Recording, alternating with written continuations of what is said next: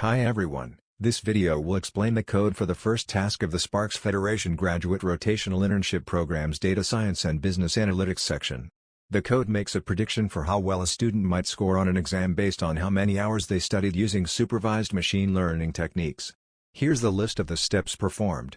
This solution uses Python, specifically the libraries NumPy, Pandas, Seaborn, and Matplotlib, to analyze and visualize data. The very first step of any data science project is to identify the problem we are trying to solve and clearly define a relevant question.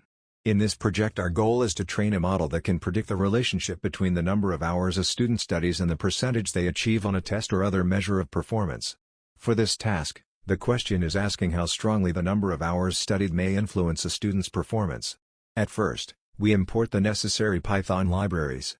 Then we read the data in the data.csv file and load it into a Pandas dataframe DF, which allows to efficiently handle tabular data.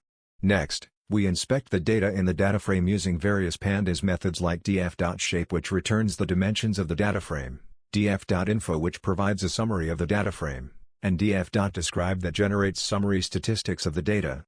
Then, we check for any null or missing values in the dataframe using df.iceNull.sum and check for any correlation between columns of the dataframe using df.core. Afterwards, we create visualizations of the data using Matplotlib and Seaborn to understand the relationship between different columns. The first histogram shows the distribution of the hours column and the second one shows the distribution of the scores column. The next scatterplot shows the relation between the two columns. There seems to be a linear relationship between hours and scores.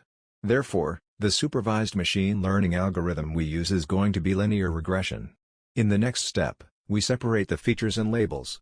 We use the train-test-split method from scikit-learn's model selection to separate the train and test sets. We use 20% data for the test set. We build a supervised learning model to make predictions on the data based on the correlations it found. We use the linear regression method from the linear model module of scikit-learn library. We fit the training data to the model. We make the predictions based on the test set.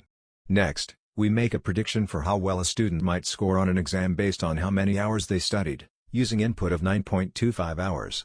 The result we get from the model is 93.69. Finally, we evaluate the performance of the model by measuring the difference between the predicted values and actual values using mean absolute error, which results to 4.18.